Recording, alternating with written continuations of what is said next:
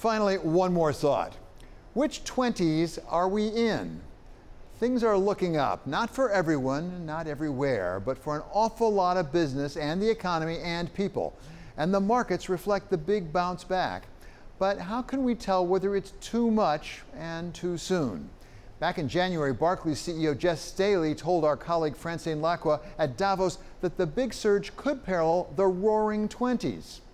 You know, if you go back to the Spanish flu, which is probably the greatest pandemic of the century, you know, what that led to when it finally got arrested was the roaring 20s. And it's not just the recovery from a pandemic that makes these 20s look a bit like those 20s. Once again, we have records being set in the stock market, with the meme stocks this time defying all gravity. And once again, we have tech innovation changing our lives.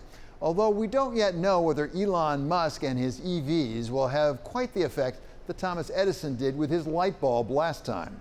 But one big difference is that, as far as I know, in the roaring 20s, no one was looking to replace the US dollar with some newfangled currency.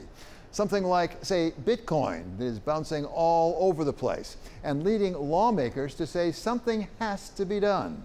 Right now, our regulators and frankly, our Congress is an hour late and a dollar short.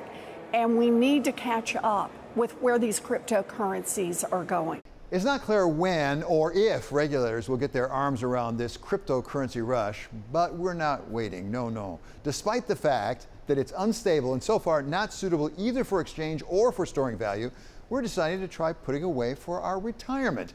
As this month, For Us All, a provider of 401ks for 400 employers, announced it would team up with Coinbase to allow participants to put 5% of their retirement savings into crypto, like Bitcoin, Ether, or Litecoin.